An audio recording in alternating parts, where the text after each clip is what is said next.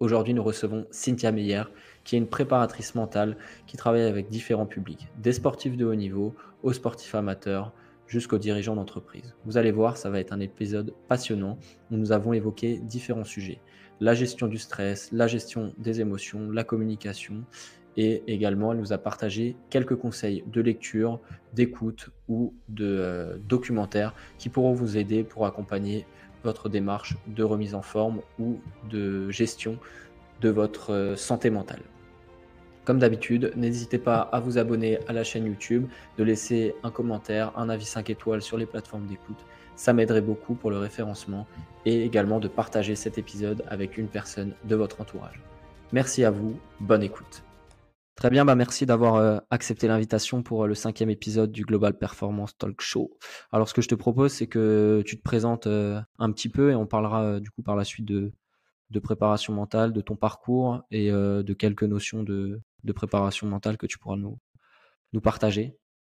Ok, déjà merci de m'avoir invité. C'est toujours avec plaisir que je fais ce type d'exercice parce que comme j'ai la chance, que j'ai fait le choix en tout cas de faire un métier qui me passionne, c'est toujours un plaisir de pouvoir partager, transmettre et parler de ce que je fais. Donc je m'appelle Cynthia, j'ai bientôt 40 ans, je suis maman de 3 enfants. Et puis, donc je suis originaire de Strasbourg et après avoir bossé quasiment 20 ans dans le médico-social, je me suis, il y en a qui appellent ça réorienter, une reconversion. Moi, je pense que c'était surtout la continuité logique de mon parcours. J'ai repris des études et j'ai fait un DU en psycho du sport et prépa mentale à l'université de Lille. Et j'ai monté ma boîte. Après, pareil, 20 ans, quasiment 20 ans de salariat. J'ai tout lâché pour monter ma boîte et je suis depuis préparatrice mentale, donc freelance, je vole de mes propres ailes. C'est courageux. Après autant d'années de salariat, c'était pas trop dur de se lancer dans ce type de modèle-là? Aujourd'hui, je me poserais presque la question à l'inverse. C'est presque comment j'ai fait pour être 20 ans salarié. Ah ouais. Ouais. Voilà. Après, je suis un esprit un peu... quand j'ai dit que je partais pour monter ma boîte. Alors, en plus, 20 ans de salariat, j'ai pas du tout évolué toujours dans la même boîte. J'ai beaucoup bougé parce que je suis quelqu'un d'assez proactif. Et j'aime bien quand ça bouge. Je peux vite avoir la sensation, l'impression de tourner en rond. Mmh. Et quand j'ai annoncé que je partais, les gens ont dit on se demandait quand est-ce que tu allais le faire. Ça nous paraît presque tard, en fait. Mais en tout cas, ça ne m'étonne pas. Voilà. Ok, ça marche. Et est-ce que tu pourrais nous donner une petite définition du coup de la préparation mentale pour ceux qui nous écoutent?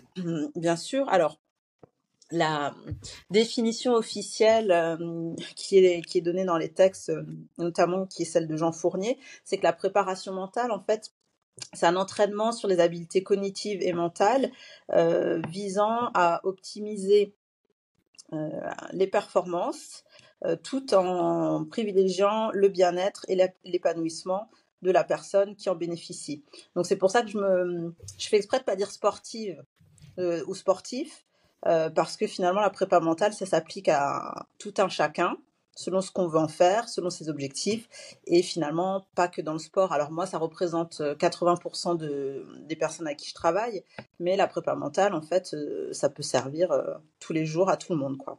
Et donc, en gros, on peut schématiser ça en disant, la prépa mentale, c'est enlever toutes les interférences qui nuisent à ton potentiel pour pouvoir performer. D'accord, ok. Et c'est quoi les types d'interférences qui peut y avoir quand on... Alors c'est performer, ça peut être soit performer dans une entreprise pour un salarié ou pour un chef d'entreprise ou performer pour un sportif de tout niveau, hein, c'est ça? C'est ça. Ça peut être... Après, c'est vraiment là où chacun place son objectif et sa performance. Mais grosso modo, si tu veux, quand je travaille avec un coach ou avec un dirigeant d'entreprise, quand je travaille avec un sportif de haut niveau ou monsieur, madame, tout le monde qui prépare un gros triathlon ou son premier marathon, on va retrouver quand même globalement des traits qui sont assez communs. C'est-à-dire que on va avoir tout ce qui est le phénomène de l'enjeu. Voilà, donc des gens qui ont ce qu'on appelle de l'anxiété pré-compétitive, où c'est des gens qui sont pas forcément anxieux dans la vie de tous les jours, mais le fait d'être mis dans un contexte de situation, une situation pardon de compétition ou de concurrence, voilà, ou de production sur laquelle on va être jugé, ça peut être facteur d'anxiété.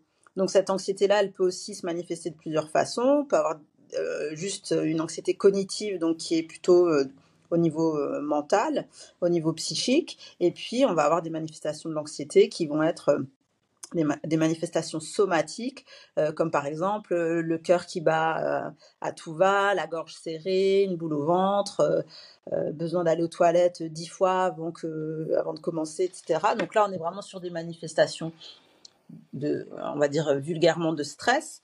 Et après, moi, mon boulot, en fait, c'est de déterminer si ce stress-là, il est dû juste à l'enjeu, à la compétition, ou si c'est plutôt l'expression d'autre chose, comme par exemple un manque de confiance en soi, la peur de décevoir les autres parce qu'on a une certaine pression sociale ou professionnelle, etc., familiale, ça peut arriver, la peur de la blessure aussi, quand on a un retour de blessure.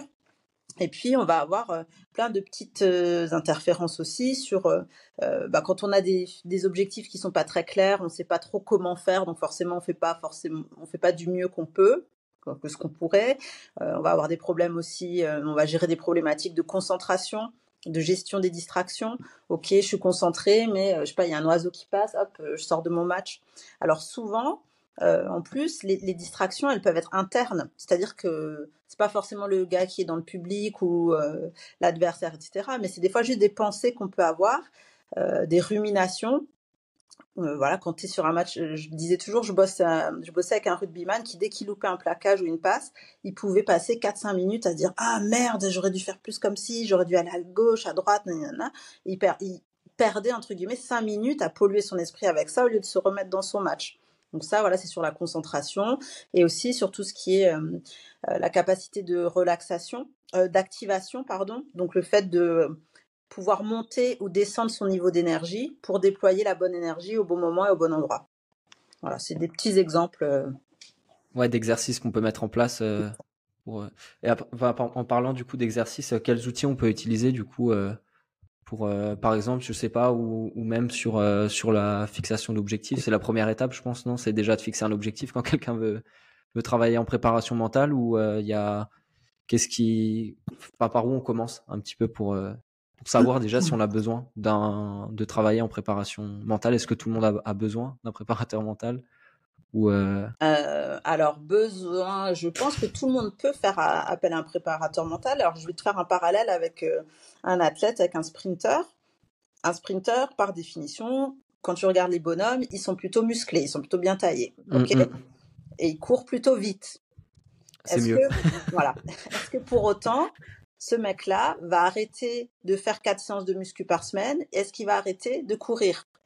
Parce que il est déjà rapide et il est déjà musclé. Non, il va continuer à s'entraîner. En fait, le mental, c'est pareil. C'est-à-dire que quand on est bien, souvent on pense, ouais, moi, j'ai pas besoin de prépa mentale parce que ça va bien.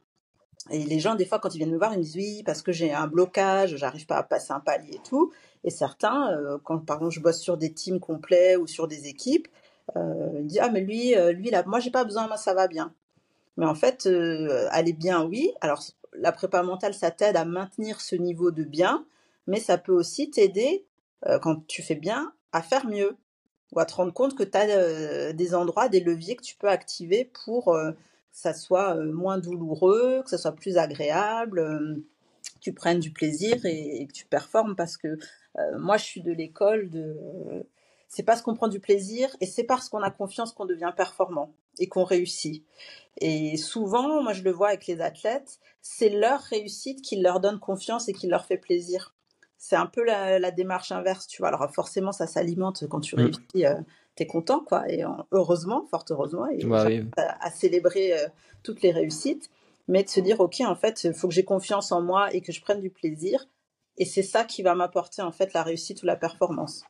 Et pour répondre à ta question sur les objectifs, et ben déjà le premier exercice, c'est de comment dire, de différencier les natures d'objectifs. Parce que tu vas avoir des gens qui vont dire ouais, moi je veux gagner tel ou tel championnat, je veux être le meilleur de ma catégorie ou des choses comme ça. Moi, je suis très sport. Et ça, c'est un objectif de résultat. Sauf que, ok, mais qu'est-ce qu'il faut faire en fait pour gagner? Qu'est-ce qu'il faut faire pour être le meilleur de ton championnat, etc. Sachant que tu n'as pas d'emprise en plus sur les adversaires. Et donc, c'est là qu'on décline, ok, qu'est-ce que je dois faire et comment je dois le faire? Et pourquoi je dois le faire? Pourquoi j'ai envie de le faire? Qu'est-ce qui me motive? Donc, c'est un peu une pyramide, si tu veux, à l'envers, où on se dit, ok, le Graal, le goal ultime, c'est de gagner. Mais avant ça, il faut prendre les choses dans l'ordre, quoi. Et donc, on refixe des objectifs comme ça sur ce qu'on appelle des objectifs de processus et des objectifs de performance qui, si eux sont remplis, en théorie, ça facilite quand même l'accès à l'objectif de résultat. Ok. Et moi, je suis plus dans le monde du sport, de la préparation physique, etc. Dans la préparation physique, on peut évaluer les performances. Comment Ouais. on peut évaluer si en préparation mentale s'il a passé un cap ou s'il stagne ou au contraire s'il régresse? Parce que en préparation physique, en coaching, etc., on peut le mesurer avec des chiffres, avec un chrono, avec une charge, etc. En préparation mentale, quels sont sur quoi on peut travailler pour savoir si on est dans une progression? Alors en prépa mentale, hein, que ce soit collectif ou individuel, on a aussi des tests qui sont chiffrés, où on va justement aller mesurer ces différents facteurs dont j'ai parlé avant. Et c'est d'ailleurs sur ça qu'on se base au départ. Mais un test pour un test, ça sert à rien en fait, hein.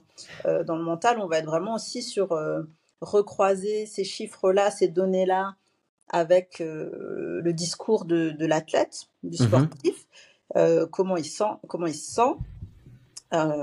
Et en fait, c'est par là, c'est-à-dire que on va partir du paradigme et du prisme de l'athlète, où lui-même va être en capacité de dire, voilà, moi je sens que là et là et là, j'ai des besoins. Moi, je vais pouvoir aussi, comment dire, les mettre en lumière et dire, ok, ouais, moi j'ai vu aussi d'autres choses, où je suis complètement d'accord avec toi, ou inversement, des fois c'est moi qui dis en premier, et puis on discute ensemble, où on lève aussi des lièvres ou des choses qui étaient peut-être moins évidentes, qui sautaient moins aux yeux. Et après, de toute façon, enfin voilà, en général, ça va être la performance ou le bien-être. Et c'est l'athlète qui va aussi définir quels vont être comment dire, ses facteurs d'évaluation à lui. Voilà. Il va dire sur ça, sur ça, sur ça, comment je me sens, comment je suis. Et puis, voilà, quel est mon objectif aussi. Et est-ce que l'objectif, du coup, est atteint ou pas? Ou quels sont mes objectifs? Parce que des fois, on n'en a pas qu'un. Ouais, bien sûr, ouais. Ok, intéressant. Et justement, tu travaillais aussi dans un club, j'ai vu, non, récemment? Oui, alors, J'ai vu. ouais, moi, j'ai fait le choix où la vie m'a amené, enfin, c'est parce que c'est comme ça que je suis construite, je pense. Je ne suis pas spécialisée dans une discipline. J'ai pas mal de collègues qui font. Alors, des fois, c'est un peu l'inverse, hein, ça va être des entraîneurs ou des anciens sportifs donc qui connaissent très très bien une discipline, qui vont ensuite aller se former en prépa mentale et être vraiment spécialistes d'une discipline ou en faisant des fois quelques petites interventions à la marge. Et moi, du coup, alors déjà, à la base, moi, je suis pas du tout une sportive de haut niveau. J'ai pas de diplôme de prépa physique ou j'ai pas fait STAPS, j'ai pas de BE, etc. ou BES, voilà. Et donc aujourd'hui, moi, je travaille autant avec des individuels enfin plus avec des individuels, mais je travaille aussi avec des équipes entières. Et donc moi, j'ai la chance de travailler dans plusieurs milieux parce que je travaille en one-to-one avec des athlètes. Je travaille aussi pour la Fédération française de badminton. Donc là, moi, je travaille sur le pôle France Relève. Et donc, c'est spécifiquement dédié aux paires de double. Voilà, donc c'est des joueurs qui jouent en binôme ou joueuses qui jouent en binôme. Et puis, voilà, j'ai aussi des clubs de hand, des clubs de basket où là, j'accompagne des équipes entières. Pour ne citer que ces sports-là, mais sinon, tu vois, j'ai fait du cyclocross, de l'escalade, j'ai fait toutes les disciplines du vélo. Sauf le BMX, je crois que c'est le seul que j'ai pas eu. Mais sinon, j'ai eu du vélo de route, du vélo de piste, cyclocross, VTT. J'ai du billard aussi, du golf. Donc voilà, c'est un peu. Mais j'ai beaucoup de handballeurs. Alors c'est pas du tout mon sport de prédilection, mais bon voilà, quand Mhm. même, j'aime bien. Rugby, basket et un peu de foot aussi. Ok. Et du coup, vu que tu évolues dans différents sports, est-ce que tu dois t'intéresser à la discipline en elle-même ou tu t'intéresses juste aux facteurs, je sais pas, mentaux un petit Ouais. peu? Est-ce que Alors, tu as besoin de connaître la logique interne de l'activité pour influer sur le mental ou pas du tout?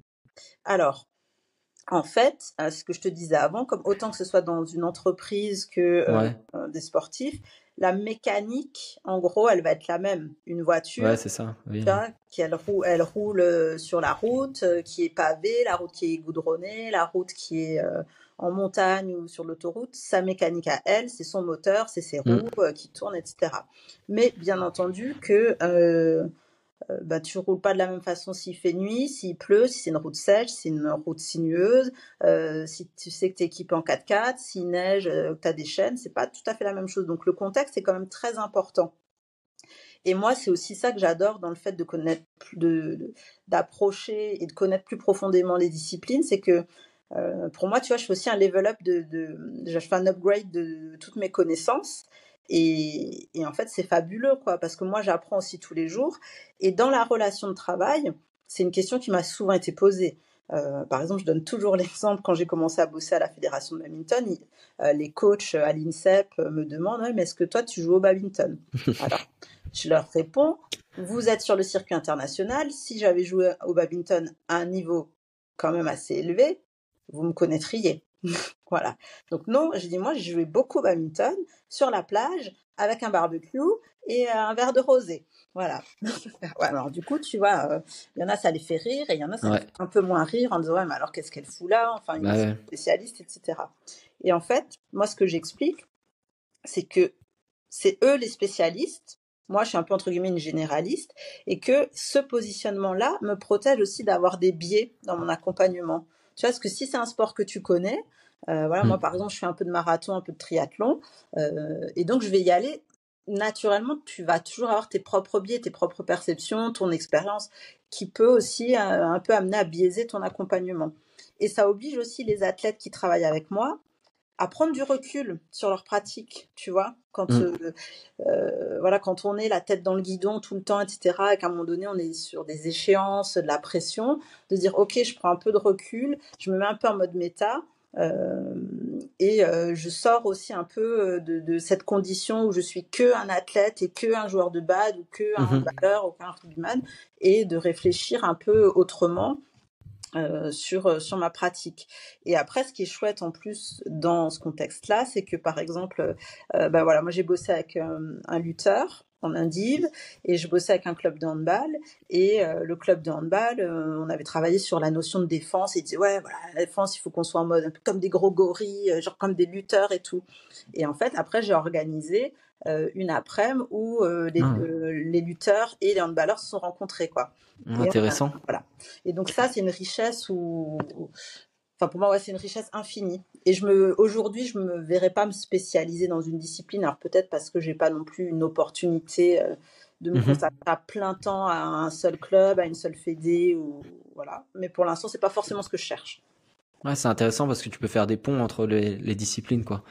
Et des fois, tu remarques je sais pas, un handballeur a les mêmes, en niveau mental, hein, les mêmes besoins je sais pas, qu'un lutteur, comme tu l'as dit, quoi. Ouais, ou même Et qu'un dirigeant, enfin ouais.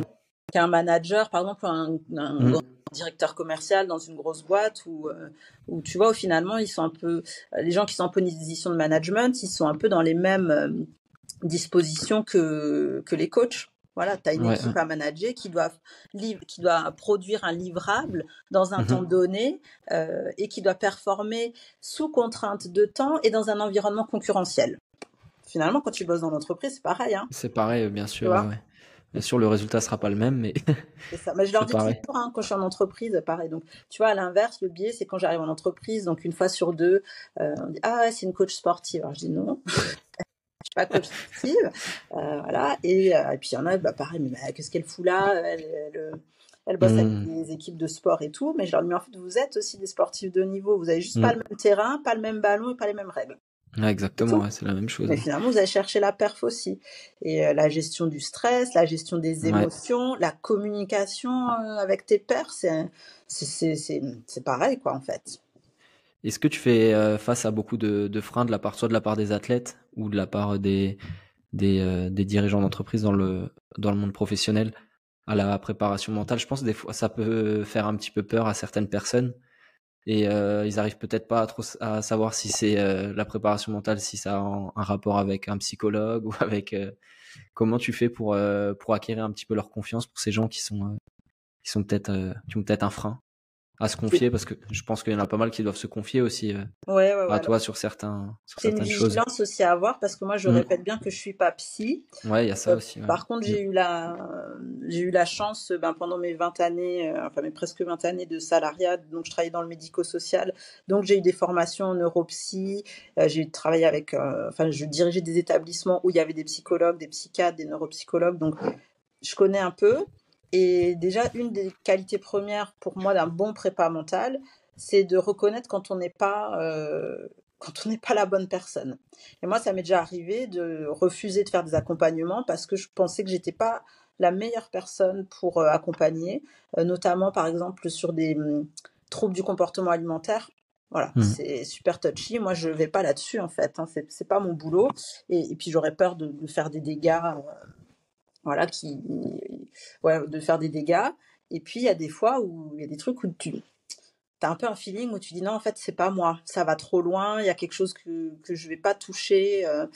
Parce que le psy du sport, il va plutôt, lui, enfin, le psy de façon générale, il va un peu aller sur le passé, le pourquoi des choses. Moi, que je suis prépa mentale, je suis là pour le pourquoi des choses, ok. Mais c'est surtout le qu'est-ce qu'on en fait, en quoi ça me bloque dans mon objectif que je viens Mmh. bosser en prépa mentale et qu'est-ce que j'en fais. Et aujourd'hui, te dire que j'ai des réticences, j'ai très peu de réticences de la part des personnes que j'accompagne parce que tout simplement, en fait, c'est eux qui viennent me chercher. Ouais, OK, d'accord. Voilà. Si tu veux, après, là où on m'a pas, entre guillemets, cherché, directement, c'est quand je vais bosser sur une équipe ou sur une entreprise, parce que souvent, ben, sur une entreprise, c'est plutôt les dirigeants qui choisissent Mmh. de mettre en place telle action. Mais l'idée, c'est, en fait, tu les écoutes, les gens. Tu les écoutes, écoutes leurs besoins. Et puis, après, tu le sais, hein, dans les stats, tu as toujours 10-15% de réfractaires à tout. Donc, tu vois, par exemple, la Fédé de badminton, bah, effectivement, c'est pas les athlètes qui m'ont choisi, moi. Mais par contre, ils avaient demandé s'ils pouvaient avoir enfin, ouais, un prépa mental, plus de temps de prépa mental parce que j'ai déjà un collègue, mais qui se divise dans toute la Fédé. Donc, il cherchait quelqu'un spécifiquement pour Strasbourg, pour les jeunes qui sont listés Los Angeles 2028, etc. Donc, voilà. Donc, après, t'en as qui viennent beaucoup plus facilement. T'en as, on les oblige un peu parce que ben, quand tu joues en double, voilà, il y a des choses à voir. On peut pas dire, bah non, moi, Mmh. je peux pas y aller. Mais après, c'est toujours sur la base du volontariat, hein, parce que ça sert à rien. Et c'est aussi une Ouais. question de feeling, hein. C'est comme, tu vois, tu as autant de... Quand tu vas chez le médecin, enfin, quand tu choisis ton médecin, pour peu que tu sois dans une zone géographique où tu as encore le choix entre Mmh. quelques Ouais. médecins, bah, des fois, c'est juste le feeling. Des fois, tu as des gens qui aiment avoir quelqu'un qui est très humain, très ouvert, avec qui tu vas pouvoir discuter. Il y en a d'autres, ils veulent aller chez le médecin et ils veulent que ce soit tac, tac, tac, et c'est carré, et le mec, c'est Ouais. un scientifique, et moi, je veux mon médicament, et basta, tu vois. Donc, c'est aussi ça, et des fois, moi, je dis toujours aux gens quand je les rencontre, quand ils me disent qu'ils veulent bosser avec moi, je dis, vous dormez dessus au moins 48 heures. Et comme ça, après, vous revenez vers moi, et puis s'il y a d'autres questions, vous en parlez et tout, mais voilà, j'ai toujours dormi dessus 48 heures parce que le feeling, c'est important. Si on bosse ensemble, il faut il faut que le feeling passe, quoi. Toi, ça t'est déjà arrivé du coup de refuser de travailler avec quelqu'un qui toi-même tu le sentais pas ou la personne, Ouais. arrivait pas, non? Ça t'est déjà arrivé aussi du Ouais. coup, ouais? Alors, Ouais. j'ai déjà, bah, comme je t'ai dit, il y en a où j'ai refusé, alors entre guillemets, genre, enfin, je refuse toujours gentiment, mais là où je te disais, voilà, trouble du comportement alimentaire, j'ai Mmh mh. déjà, voilà, j'ai une jeune fille un jeune garçon où j'ai dit non, et un autre garçon aussi, voilà, où j'ai dit non, mais parce que pareil, je trouvais qu'il y avait un truc psy à aller détricoter que moi je pourrais pas aller chercher. Et j'ai refusé aussi de bosser avec un entraîneur dans le monde hippique. Ok. Voilà. Parce que je sais pas, au niveau de l'intuition, de comment il se comportait avec les personnes. Enfin, comme j'ai pu observer son comportement, je me suis dit, ça le fera pas. Ouais, Enfin, c'est un métier humain, ouais, il y donc il avait un faut. gros chèque à la clé, mais voilà, ça fait pas tout.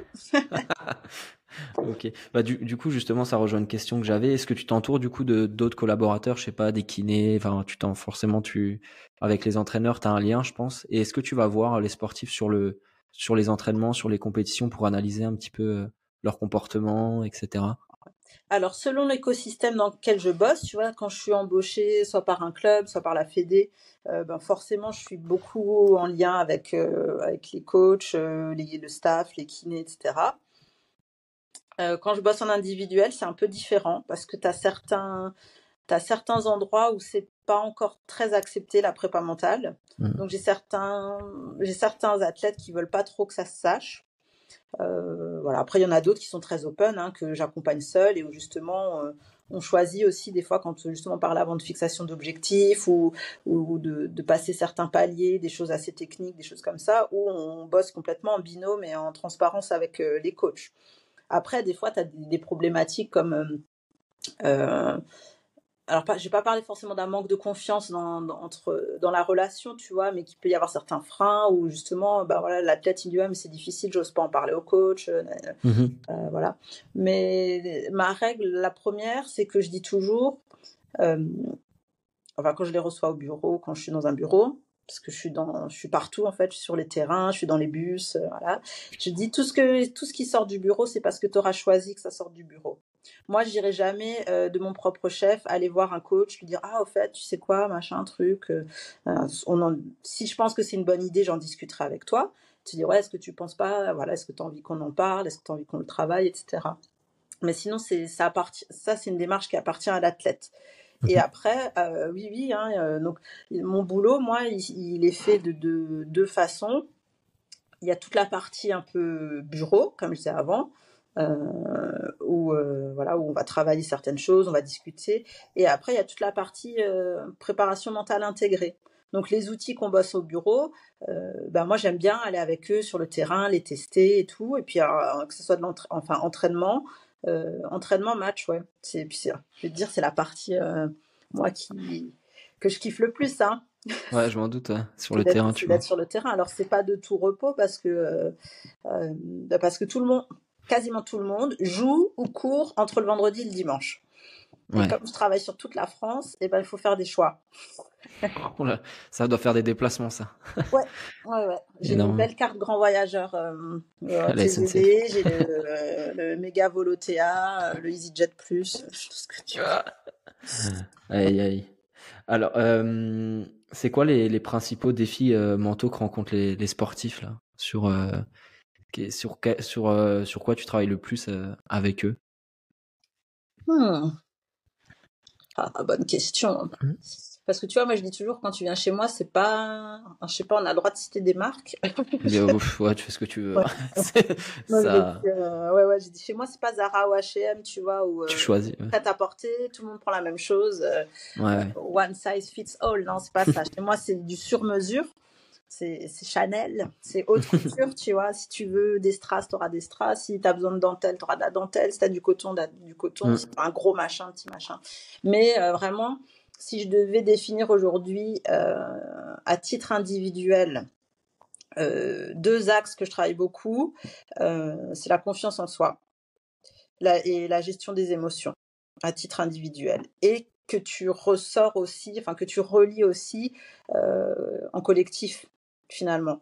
La confiance que tu te fais de toi dans ce groupe, la confiance que tu as dans ton équipe, la confiance que tu as en l'équipe en termes d'entité et puis après en collectif, ouais, la communication, parce que ouais, la communication qui fait partie pour moi d'un pilier un peu parallèle à la cohésion qui amène à la performance collective, quoi.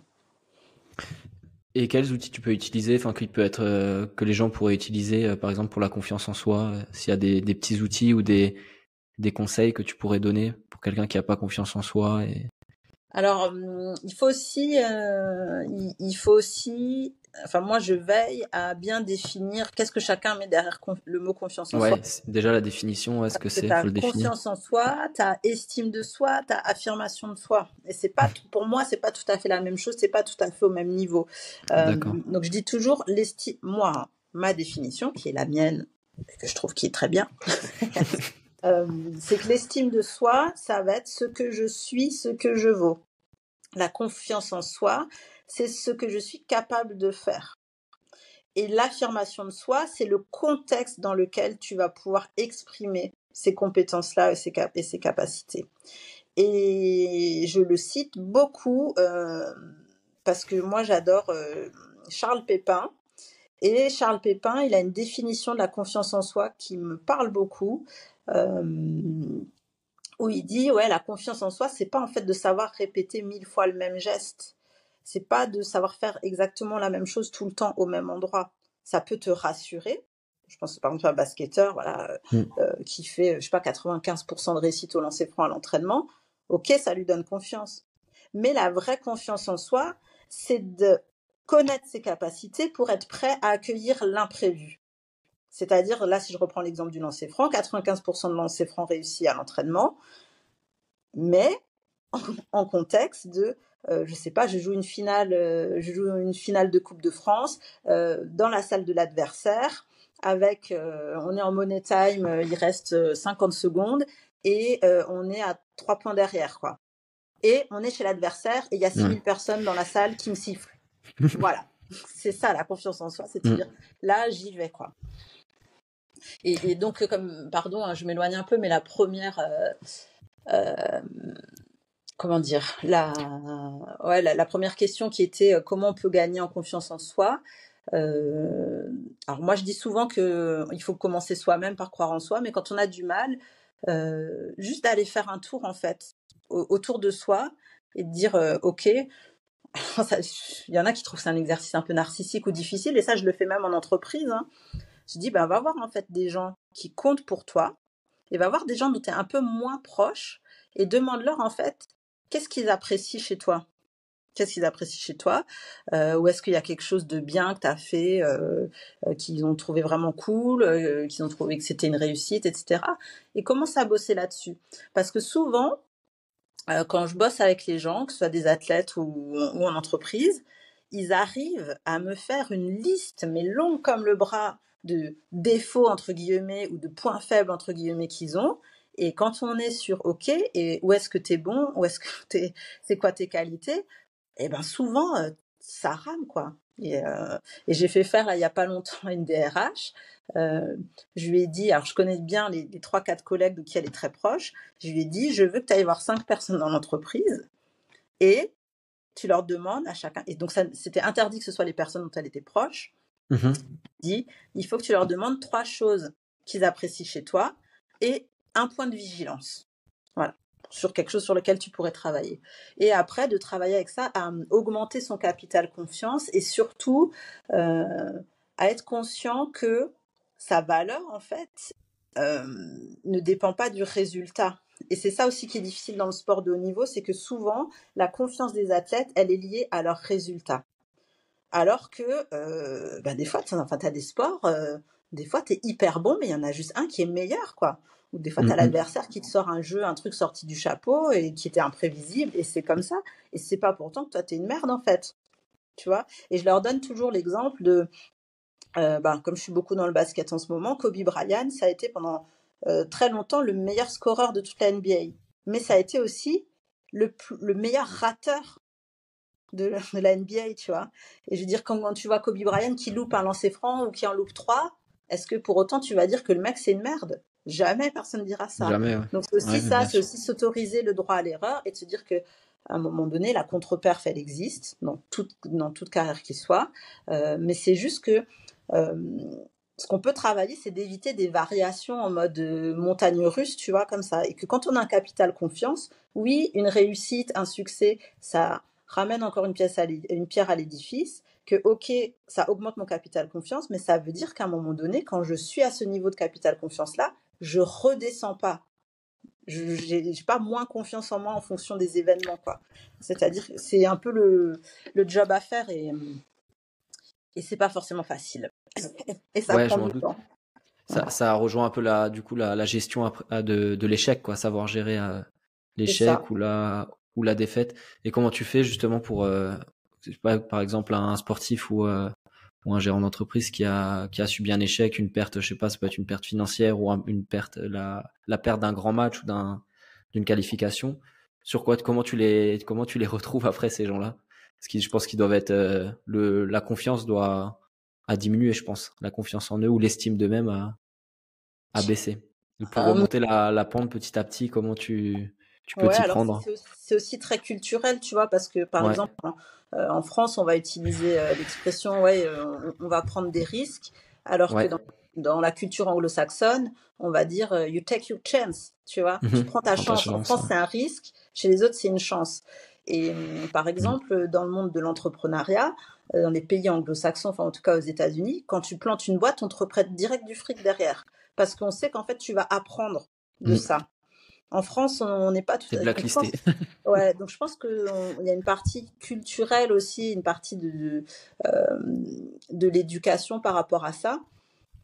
Et après, pour moi, c'est OK, tu vois. Je veux dire, donc je disais avant, moi, je cours un peu, et puis ça m'est arrivé voilà, de faire une contre-perf, pardon, sur un marathon. Et je pense que déjà, il faut se laisser le temps alors moi j'ai le temps parce que je suis pas une sportive professionnelle. Eux, ils ont pas le temps. Des fois la semaine prochaine, Mhm. il y a un match, hein. Donc il faut se remobiliser. Et peut-être que c'est bien aussi parce que finalement ça les maintient dans un rythme où ils ont pas à se morfondre ou quoi. Mais en fait, l'idée, c'est pour ça que moi quand je travaille avec eux, c'est qu'en amont de ces échéances-là, on définit qu'est-ce qui est une réussite pour eux. Quels sont les objectifs et les cases qu'ils veulent cocher au-delà de la victoire. Et la question, en gros, c'est toujours, je dis, est-ce que tu préfères perdre non, est-ce que tu préfères gagner en ayant joué comme une merde, ou est-ce que tu préfères perdre en ayant donné tout ce que tu avais, en ayant sorti de ton meilleur niveau? Et ça, je peux te dire que ça fait cogiter. Donc, bien sûr, on va me dire, ouais, mais ça dépend si c'est un match voilà, sans intérêt ou si c'est une finale de trucs. Oui, forcément. Mais globalement, euh, il y en a qui sont atterrés, mais quand tu es dans le sport de haut niveau, tu as quand même des mecs ou des nanas, c'est des challengers, ils sont animés Ouais, de ouais. compétition. Donc, en fait, ils ont juste, après, ils ont une envie de revanche. Ils Il ont y a une un envie de ego, revanche quoi. de dingue. Et surtout, là où c'est difficile pour eux, c'est quand on est sur un processus en fait, je sais que j'ai pas mis les trucs en place pour être à mon meilleur niveau et produire le meilleur truc. Ça, c'est plus dur. Et ça se travaille. Mais franchement, voilà, moi, enfin, une de mes réussites enfin, mes plaisirs quand j'ai travaillé sur du long terme ou du moyen terme avec des athlètes qui au départ me disaient, enfin là, je pense un entraîneur de rugby qui me dit à chaque fois qu'on perd, j'ai envie de me suicider, je te jure, quoi. Oh, punaise. Voilà, tu vois, j'ai envie de mourir, enfin, c'est pas possible. Et bon, j'en ai quelques-uns qui sont comme ça au départ, qui ont un rapport à la victoire. Mais c'est ce Waouh. qu'il faut aussi hein, dans le sport. Si t'as pas envie de gagner, à un moment donné, Mhm. tu fais un sport loisir, quoi. Tu joues pas Mhm. ça. Mais quand ils arrivent et puis qu'ils se posent à côté de moi et qu'ils me disent, ben, en fait, j'aurais rien pu faire de plus, quoi. J'ai fait tout ce que j'avais à faire. J'ai joué ma partition comme il le fallait. Il y a peut-être eu une ou deux imperfections, un ou deux temps retard et trucs comme ça. Mais franchement, ils étaient juste bien meilleurs en face, quoi. Et point. Faut l'accepter, et puis Voilà. tu peux Et pas ça, tout gérer, en fait, hein. c'est ça. Il y a beaucoup d'imprévus là-dedans. Ouais, Et il y a des choses qui dépendent pas de toi, en fait, ouais, hein. c'est ça. Ouais. Ouais. L'arbitrage, le niveau de Mhm. l'adversaire, la météo si tu fais un sport dehors. Voilà, Oui, oui, il y a plusieurs facteurs, quoi, c'est qui ça. entrent en jeu c'est multifactoriel, hein, comme on dit, la performance. Euh, j'ai vu que sur ton petit site internet, tu parles de cohérence cardiaque. On en Ouais, entend beaucoup parler. Est-ce que tu pourrais nous en parler un petit peu et à quoi ça sert et comment on pourrait l'utiliser? Parce que c'est un outil qu'on peut utiliser, ouais, tout le monde peut l'utiliser de manière assez c'est ça. simple, hein, finalement. Oui, alors c'est très à la mode depuis quelque Ouais. temps.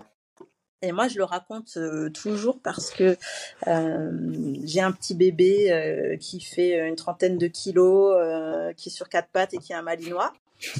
Donc, c'est une belle petite boule de nerfs. Et moi, j'ai découvert en fait la cohérence cardiaque quand je suis allée à un stage d'éducation avec mon chien, qui était assez jeune. Et voilà, en plus d'être jeune, bah, c'est un malinois, c'est bien speed. Et en fait, on a fait ce stage et c'est là que j'ai découvert la cohérence cardiaque. Donc, la cohérence cardiaque, en fait, c'est un outil, enfin c'est un phénomène que tu vas aller chercher pour rééquilibrer tes systèmes nerveux autonomes dans ton corps. Il faut savoir qu'on en a deux. On a le système nerveux autonome parasympathique et le système nerveux autonome sympathique. Le sympathique, c'est le système nerveux qui va se mettre à son max, le sympathique, quand tu es en situation de stress. En gros, physiologiquement, c'était quand tu avais les hommes des cavernes, quand il y a un bison qui est en train de me foncer dessus, c'est ton système sympathique qui te dit vas-y, maintenant taille, essaie de trouver une grotte, monte un arbre, je sais pas. Voilà, en gros, c'est ça. Le parasympathique, c'est celui qui va être plus en mode vas-y, on se calme, c'est cool. Et en fait, naturellement, en fonction de ce que tu vis dans la journée, tes deux systèmes, il y en a un qui va se mettre plus en branle que l'autre, quoi. Voilà, si t'es stressé parce que c'est une journée, t'es speed, tu cours partout, je sais pas, ou un étudiant qui passe un partiel super important, l'oral de son mémoire, etc. Donc l'idée, c'est de se dire, ok, moi je veux rechercher un état d'équilibre, parce que du coup, ça va équilibrer mes deux systèmes. Parce que si c'est déséquilibré, soit t'es amorphe, t'es tout mou et ça va pas, tu produis pas ce que tu veux, soit t'es ultra dans le speed et ça te bouffe de l'énergie et c'est pas bon non plus. Donc l'idée, c'est de se dire, ok, on rééquilibre tout ça, notamment par la cohérence cardiaque. Et la cohérence cardiaque, en fait, se travaille par un système de respiration où tu vas inspirer et expirer le même nombre de secondes, sans apnée, sans quoi que ce soit. T'inspires, mais la clé, c'est d'inspirer et d'expirer par le ventre. C'est une respiration abdominale. Donc la plupart des gens respirent à peu près correctement de façon abdominale, mais il y en a qui vont plus avoir tendance aussi à respirer plutôt dans le thorax. Donc l'idée, c'est que quand j'inspire, mon ventre, il se gonfle, il se gonfle, il se gonfle. Et donc j'inspire par le nez, un max d'air. Et quand je souffle, je souffle, mon ventre, il se creuse, il se creuse, il se creuse, comme si tu voulais tapisser ton nombril, en fait, contre ton dos. Et en fait, tu fais ça pendant 5 minutes. 5 minutes. Et donc 5 secondes, 5 secondes. Et donc, ça fait 6 respirations à peu près par minute que tu fais. Et on dit de faire ça à peu près 3 fois par jour parce que l'équilibre va tenir à peu près entre 4 à 6 heures, cet équilibre des deux systèmes nerveux autonomes. 4 à 6 heures. Donc, il y a une appli qui est super pour ça. Moi, j'utilise avec beaucoup d'athlètes et c'est l'appli Respire Relax. Ouais. Donc voilà, Respire Relax, tu as le menu équilibré. Alors, je trouve que leur musique, elle est un peu à chier. Là, je l'aime pas. Mais du coup, moi, je me mets une autre musique avec quand je le fais. Moi, je le fais tous les matins sans exception. Voilà, je fais ça et puis après je fais 5 minutes d'étirement aussi parce que mes mères elles commencent à avoir de l'âge. Et après tu peux personnaliser tes programmes parce que à l'inverse, là je te parle d'équilibrer, mais la cohérence cardiaque ça te permet aussi quand tu as besoin de te mettre un coup de boost, en fait tu inverses, tu t'inspires long et tu souffles court, ou à l'inverse, tu as vraiment besoin de te calmer parce que tu as monté ta fréquence cardiaque au taquet pour une raison X ou Y, c'est l'inverse. Tu souffles long, en fait. Et c'est pour ça que, par exemple, je dis, quand on accouche, on dit aux femmes, soufflez, madame, quoi, soufflez. Parce que du coup, le fait de réoxygéner tout ton organisme, etc., tu as une meilleure tolérance à la douleur aussi, parce que tu ramènes plus d'oxygène, etc., quoi. Donc voilà. Et sur le long terme, ce qui est important de se dire, c'est que en fait, tu fais ça pour ton corps, il s'habitue à un mécanisme, et après, c'est quelque chose qui devient automatique. C'est quelque chose qui devient automatique. Alors, il y a une règle qui dit 21, 60, 90, 21 jours pour pouvoir lancer une habitude, 60 pour qu'elle commence à être enclenchée, pour qu'elle soit automatisée, 90 pour qu'elle commence à être innée et que tu n'y réfléchisses plus. Donc, c'est un peu comme l'histoire de l'entraînement, de se dire, OK, il faut s'entraîner à ça avant pour que ce soit un automatisme, pour qu'au moment où j'en ai besoin, j'ai pas besoin de réfléchir, tiens, il faut que je souffle comme ci, comme ça, truc. Je sais parce que mon organisme, il le sait, il l'a déjà vécu, quoi. Donc ça, c'est un outil qui peut être utilisé dans la gestion du coup du stress. Ouais. Ou au contraire pour se mettre un coup de fouet, quoi, avant, par exemple, un sprint, une épreuve quelconque. Souvent, j'ai des athlètes qui, tu vois, quand ils viennent de se taper, je sais pas, 4 heures de bus pour aller sur un placement, ou par exemple à la lutte, 3 minutes de combat max. Et t'attends 10 minutes. Non, même plus, t'attends des heures. Non, des heures. Des heures, oui, pas 10 minutes, t'as la pesée à 8h30 et des fois, t'as les combats à 13h, quoi. Ouais, c'est dur. qu'est-ce que tu fais. Et j'ai pas mal de gens qui l'utilisent aussi dans le quotidien, sur, Mhm. je sais pas, genre, dans l'entreprise, par exemple, ça peut être avant une grande présentation devant plein de gens. Il y a enfin, je sais que j'ai des collègues qui bossent beaucoup avec des étudiants qui l'utilisent aussi avant les examens, des choses comme ça. Donc voilà, moi je suis assez convaincue. En plus, ça coûte rien. C'est gratos, ouais. C'est pas très compliqué. Ouais. Et au pire, ça te prend 5 minutes 3 fois dans la journée. Alors 3 fois, si on n'y arrive pas, au moins 2. Mm. Le matin en se levant et puis en fin de journée, ça peut être bien. Et tu parles aussi de visualisation. Est-ce que ça peut être couplé à de la visualisation, cette technique-là, ou mentalement, il faut essayer vraiment de penser à autre chose, comme se mettre plus dans un état méditatif, ou Alors, comment plus? ouais, alors la visualisation, il faut. Moi, j'aime bien repréciser que la visualisation, les gens, ils pensent beaucoup à des images. La Ouais, c'est quoi alors? visualisation, c'est pas que des images, en fait, hein. La visualisation, ça va être tous les sens que tu vas pouvoir aller convoquer sur ton système VACOG, donc le V pour visuel, le A pour auditif, le K pour kinesthésique, le O pour olfactif. Et donc, en fait, c'est de se remettre dans un endroit, dans un état où tu peux soit effectivement voir des choses, mais tu peux aussi entendre des choses, sentir des choses, soit au niveau du nez, soit au niveau de la peau. Tu vois, par exemple, la sensation d'un rayon de soleil sur ton Mhm. visage. Si je t'en parle comme ça, tu as déjà expérimenté le truc, tu vois. Donc, quand tu y repenses, quand tu fais cet exercice, c'est de la visualisation. Voilà, la douceur du soleil sur ta joue. Ça peut être les bulles d'un jacuzzi face à une Mhm. montagne, tu vois, un truc comme ça. Donc, mais oui, ça peut être couplé à de la visualisation. Alors moi, je vais pas sur tout ce qui est méditation parce qu'il y a des gens qui font ça très bien et moi, pas du tout. Enfin, j'ai même pas essayé en fait. Je pense que c'est pas mon truc tout simplement. Ouais. Mais en tout cas, c'est des exercices que je fais avec des athlètes de façon guidée au départ. Et après, l'idée, de toute façon, moi je dis toujours, un athlète au bout de quelques saisons, enfin, le but c'est pas que je l'accompagne pendant 10 ans. Voilà, c'est qu'à un moment donné, il soit autonome aussi sur ces outils qui lui font du bien et qui marchent. Et donc, si j'ai bien fait mon boulot, au bout d'un moment, on se dit merci, au revoir, tu vois. Ça dure combien de temps, généralement, un accompagnement, justement, avec toi? Tu peux travailler combien de temps avec un athlète? Alors, ça dépend parce que t'as aussi des fois, t'en as, ils viennent te voir en disant ouais, je suis pas bien, je suis avec une collègue récemment qui m'a raconté ça. Elle me dit, le mec, il vient, il fait du MMA. Et gros combat, je sais plus quoi, moi je connais pas trop les catégories et tout dans ce sport-là. Et elle me dit, non mais le gars, il vient et il me dit, mon combat il est dans 15 jours. J'espère que c'est pas préparé 15 jours avant, parce que là, c'est Ah. Donc ouais, il y a des fois on a des demandes un peu farfelues comme ça, l'urgence, quoi. et voilà. Ouais. Et on n'a pas de baguette magique, hein. Donc Ouais, des bien fois, moi sûr. j'ai déjà accepté des contrats sur 5 semaines, 4 semaines pour des échéances spécifiques.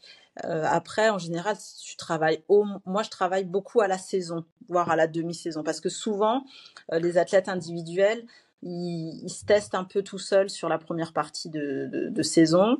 Et puis, bon, ça démarre pas vraiment comme ils veulent. Et là, on dit, bon, on a la moitié de la saison. Donc là, on va peut-être essayer de faire quelque chose.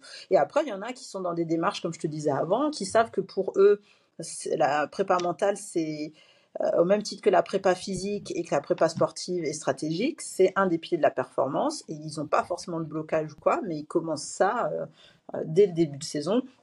Donc j'ai des athlètes sur une saison, une demi-saison, 2, 3 saisons. Après, pour la fédé et les clubs, c'est un peu différent parce que du coup, il y a des gens qui passent. Donc voilà, c'est pas les mêmes, mais enfin c'est pas les mêmes le même timing, je veux dire, et c'est pas les mêmes personnes que je vois toujours d'une année à l'autre, quoi. Donc après c'est variable, et après t'en as avec qui j'ai bossé sur une saison, et puis on se voit pas pendant 2 ans. Et après, par exemple, je sais pas, il y a un changement de club ou un changement de division, et puis on sent que ça, voilà, qu'on retombe dans certains travers, ou qu'il y a des petits trucs un peu différents qu'on aimerait rebosser. Et là, ils viennent m'appeler, voilà. Ou une préparation spécifique, quelqu'un avec qui j'ai déjà bossé avant, qui va m'appeler 8 semaines avant une échéance, une sélection, un truc comme ça, tu vois. Mhm. Ça le fait sur un temps assez court. Voilà. On peut avoir des résultats, quoi, rapidement. Enfin, Ouais, c'est rapidement, je ça. sais pas Un temps en assez combien de temps on court. peut avoir des résultats. C'est Alors ça dépend Oh, c'est pareil, hein, ça dépend de ce que tu cherches de comme l'objectif, résultat, ouais. mais disons que Ouais. moi je suis quand même au minimum sur un cycle de 8 semaines, quoi, 2 mois, Pour deux, installer les 3 mois. choses, etc. Ouais. Ouais, 2, 3 mois. 8 semaines, ça va être vraiment quelqu'un que je connais déjà, avec qui j'ai bien bossé depuis un moment, et on sait qu'on va vers un objectif spécifique.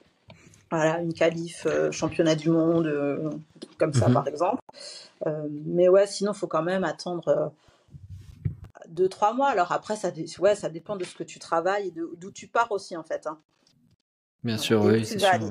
Ça dépend d'où tu pars et où tu vas arriver. Ouais, et puis j'imagine que tu as des sportifs qui se connaissent bien déjà mentalement et qui ont déjà une conscience un peu de comment ils fonctionnent et d'autres qui sont complètement déconnectés, comme il y en a qui sont déconnectés un peu de leur corps au niveau moteur. Là, au niveau mental, ça doit être la même chose. Je pense que tu dois le remarquer, ça, non? Ouais, ou alors Aussi, hein. ils se rendent pas compte des fois de certaines choses, ou des fois c'est presque l'inverse, c'est qu'ils ont l'impression que c'est quelque chose enfin voilà, des fois c'est démesuré, mais aussi à l'inverse, tu vois, où je veux dire, Ah oui, bah, ouais. je veux pas minimiser et dire ils s'en font une montagne, c'est-à-dire que oui, ils s'en font une montagne et ça compte parce que c'est leur perception à eux, Mhm. mais que finalement on arrive à relativiser en disant mais est-ce que ça c'est tellement grave, est-ce que ça me pénalise tellement, oui ou non, mais et puis oui, après c'est un exercice qu'on n'a pas l'habitude de faire tout le temps, tu vois, de parler de soi, de son Bah ouais, ouais. fonctionnement, de se questionner, donc c'est pas toujours évident. Ouais. J'ai vu que il me semble que tu es formé à la communication non violente, c'est ça? Ouais, c'est ça. Ouais. On entend aussi pareil beaucoup parler. Comment tu t'en sers de ça, de la communication non violente? Parce que. Alors, ouais, moi je m'en sais. Alors en fait, moi j'étais formée à la communication non violente quand je travaillais donc dans le médico-social, parce que j'ai Ah oui. travaillé avec des enfants, notamment des enfants qui sont placés par mesure de justice, des Hmm. enfants handicapés et des enfants qui avaient des troubles du langage sévères et troubles du comportement associés. Ok, Donc ouais. c'est dans ce cadre-là que j'ai été formée. Et en fait, l'idée de la communication non violente, alors on a beaucoup entendu parler ces dernières années d'éducation positive, de Petit. Ouais. communication positive et tout. Et en fait, ce qu'il faut juste comprendre, c'est qu'en situation de stress, le cerveau, à un moment donné, il va filtrer des informations. Donc en fait, quand tu dis à un gamin, alors c'est très vrai, quand tu dis à un gamin ne cours pas, ne cours pas, ne cours pas, à un moment donné, son cerveau, il entend juste cours. Donc si tu lui dis juste marche, marche, marche, qui arrive au même résultat qu'il ne court pas, en fait, son cerveau, il va entendre marche. Et en fait, c'est un peu ça aussi que je travaille, surtout en collectif, ou surtout quand je travaille avec des coachs, parce que je travaille avec des coachs aussi, Hmm. sur comment ils vont communiquer avec qui. T'as des mecs alors je dis beaucoup des garçons, parce que j'ai 99% de ma clientèle, c'est des garçons, hein. Je travaille enfin des garçons, des hommes, voilà. Mais t'en as où ils vont avoir besoin un peu qu'on leur rentre dedans, et t'en as d'autres où ça les bloque complètement, tu vois. Donc c'est de toujours se dire, ok, en fait, quel est le message que je veux véhiculer, qu'est-ce que je veux faire passer comme info. Et du coup, comment je le fais passer? Parce que, tu vois, tu as des sports où, je sais pas, le basket, le rugby, tu peux être au bord du terrain et tu gueules, quoi, pour qu'ils t'entendent, parce qu'il y a du bruit, il y a de la foule, le terrain, il est grand. Au badminton, c'est pas du tout le même délire, tu vois. Tu es assis sur une chaise derrière, tu parles pas entre les points, enfin, tu parles pas Hmm, entre ouais. les points, etc. Donc, ok, c'est quoi, en fait, mon message? Et c'est de se dire que, à un moment donné, ça sera toujours perçu, ça sera toujours mieux reçu, si il y a rien enfin, où tu t'es assuré de pouvoir heurter le moins possible la personne, parce que on peut dire ce qu'on veut, on peut dire que je sais pas, les gens c'est des mauviettes ou ils sont hypersensibles, mais en fait t'as juste pas enfin, personne aime se faire gueuler dessus, personne a envie de se sentir humilié ou rabaissé. Alors je vais dans des extrêmes, tu vois, Bien sûr, ouais. mais voilà, il y a des gens, tu leur dis ouais, t'as fait une connerie, c'est pas la même chose que de dire t'es con, tu vois, voilà. Hmm. Donc c'est plein de petites subtilités comme ça. Ouais, Et ouais. enfin, quand tu as après un groupe où tu coaches, alors bon, dans le rugby maintenant, c'est aussi pour ça qui séquence un peu, et qu'il y a des entraîneurs pour les avants, des entraîneurs pour les Hmm. arrières, des entraîneurs pour la conquête, etc. Mais quand tu as un groupe de 30 bonhommes, c'est sûr que tu peux pas non plus adapter. Ça serait le rêve, hein, de pouvoir dire, ok, j'ai vraiment une communication spécifique pour chacun de mes bonhommes. Mais ça, c'est pas possible. Donc, comment, en fait, ton discours au global, il va parler aux gens, quoi. D'accord, ok, ouais. Ok, ça marche, intéressant. Du coup, je pense qu'on va bientôt terminer parce que tu dois y aller, hein, il me semble. Ouais, c'est ça. Alors, juste pour. Alors, J'ai j'ai encore juste. 10 minutes, on va dire. Ouais, Ouais, ça 7, marche. 7 minutes. Voilà. Ok, bah on va parler un petit peu de ton actualité. Je sais pas si tu as des projets en cours là dans ton, Alors moi, avec ta société. j'ai toujours des projets, Ouais. mais voilà, moi je suis un peu dur tant que c'est pas signé. J'en parle pas trop. Et après, je suis déjà pas mal bookée. Ce qui est en cours, par exemple, pour donner aussi un peu une idée de la diversité de ce qu'on peut faire en prépa mentale. Alors moi, mon kiff, ça reste le sport parce que le sport, ça va être c'est un domaine qui me procure des émotions que je rencontre nulle part ailleurs. Et, et quel que soit le sport. Et quand je dis quel que soit le sport, c'est avant de bosser, par exemple, quand je te dis dans le cyclocross, si tu m'avais dit qu'un jour, j'aurais passé la moitié de l'année à sillonner la France, la Belgique, pour aller à des compétitions de cyclocross, jamais j'y aurais cru, tu vois. Mais après, voilà, tu as un attachement aux athlètes avec qui tu travailles, etc. Mais du coup, je fais du sport. Donc, 80% de ma clientèle, c'est des sportifs. 20%, c'est de l'entreprise. Et puis, j'ai aussi des interventions que je fais des fois en école de commerce. Là, par exemple, tu vois, en mars, en octobre, je vais aller intervenir à l'IAE de Corse, donc à l'université de Corse, pour faire une initiation à la prépa mentale, enfin une adaptation de comment on peut mettre la prépa mentale dans son boulot pour des étudiants en deuxième année de master RH, tu vois. Voilà. Ok. Donc ça, c'est un petit projet que j'ai sous le coude là, qui est signé, donc dont je me permets de parler. Et après, à titre perso, comme pour moi, c'est important de ne pas me reposer sur mes acquis et sur mes lauriers, je mets un point d'honneur à me former très régulièrement. Et donc, cette année, je suis retournée sur les bancs de la fac, donc à l'université de Dijon, où je fais un DU en optimisation de la haute performance collective. Donc vraiment pour gérer tout ce qui est processus émotionnel collectif, identité sociale dans les équipes de très haut niveau, enfin de haut niveau et de très haut niveau. Et c'est un DU qui est labellisé par la Fédération française de rugby, de basket, de foot, de volley et de handball. Waouh. Ok. Donc ça, on va dire ça à titre perso, c'est mon petit projet de l'année. Waouh. Ok. Et justement, est-ce que tu aurais du coup un livre, un film, je sais pas, ou un documentaire à recommander sur la préparation mentale ou autre même, hein, ce qui pourrait être intéressant. Ouais, alors je réfléchis parce qu'il y en a. Faudrait que je retrouve Il y avait un reportage il y a quelques années qui s'appelait Dans la tête des champions. Je crois que c'était sur Arte. Ah oui, je crois que je l'ai vu. Ouais, qui était vraiment pas mal, je trouve, pour expliquer un peu la prépa mentale Mhm. au grand public. Ensuite, il y a les podcasts de l'INSEP qui sont pas mal. Mhm. Après, en prépa mentale et psycho du sport, il y a une mine d'or sur le site de la Société française de psychologie du sport, la SFPS par exemple. Ok, moi je mettrai. Et après, pour les bouquins, c'est là où moi je suis une mauvaise élève parce que je lis peu de bouquins en rapport avec mon boulot. Alors je devrais pas, enfin je ne vais pas forcément dire ça. J'en lis, mais tu vois, je vais pas genre prendre un bouquin ou un ouvrage très technique pour lire le soir. Je vais aller consulter les chapitres qui m'intéressent, avec les outils qui m'intéressent, les références théoriques. Je lis beaucoup d'articles par contre aussi, voilà, sur le Cairn ou des choses comme ça. Mais après, moi j'aime bien tout ce qui est les romans.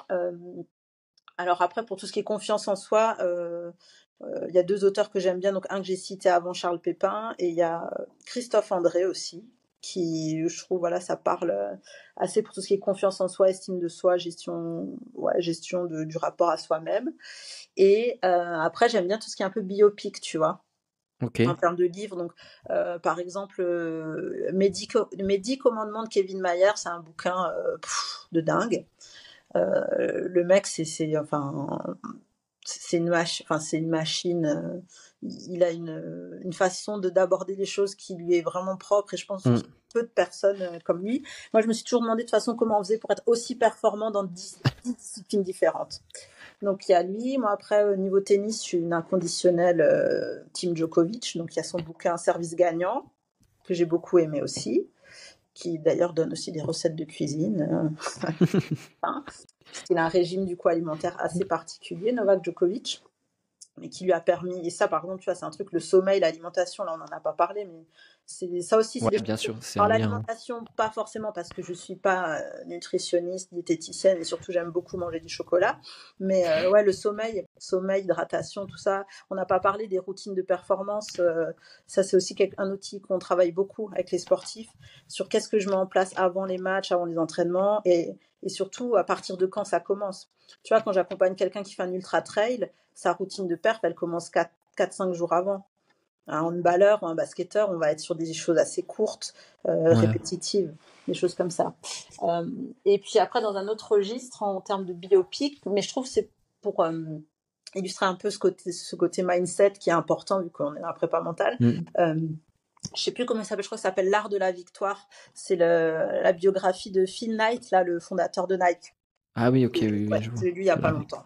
Voilà, c'est un peu ceux qui me viennent à l'esprit comme ça. Podcast aussi. Ouais, de podcast. Ouais, Alors, des podcasts, il y en a. il y a Génération Do It Yourself, j'ai vu sur ton Ouais, celui-là j'aime beaucoup. Alors c'est beaucoup tourné, enfin c'est assez tourné entrepreneuriat, mais tu as 3-4 posts quand même qui sont avec des sportifs qui sont super intéressants. Le gratin de Pauline Legnaud, je crois qu'elle s'appelle, ou Lagnaud, je sais plus, Legnaud, qui est pas mal aussi. Et après, ouais, t'as une mine d'or, t'as la chaîne de l'INSEP aussi, où il y a des trucs sympas à écouter pour le sport. Ok, et toi, est-ce qu'il y a une habitude mentale que tu as adoptée dans ta propre vie, que tu recommandes à tout le monde? Ou une manière de penser, etc., qui t'aide, toi, au quotidien, ou des petits exercices que tu mets en place? Tu vas parler de la cohérence cardiaque, par exemple. Ouais, tous les matins, cohérence cardiaque et étirement. Ça, c'est ma petite routine du matin. Après, moi, ce que je conseille à tout le monde, c'est de faire ce qu'il kiffe, en fait. Faire ce qui te fait bien, faire ce qui te fait plaisir. Et puis, ouais, ça va être en gros mon... Enfin, j'essaye, je dis pas que j'y arrive tous les jours, parce que voilà. Mais en tout cas, ouais, de se faire plaisir et de bien remettre les choses à leur place et la valeur de certaines choses qui des fois prennent trop de place dans notre tête et dans notre quotidien. Ok, très bien. Bah, merci beaucoup d'avoir répondu à mes questions. On pourra peut-être faire un deuxième épisode parce qu'il y avait plein de trucs à traiter encore, je pense, sur ce sujet-là. Avec grand plaisir. Voilà. J'espère que ça a été pour toi. Désolé encore pour la petite galère au début.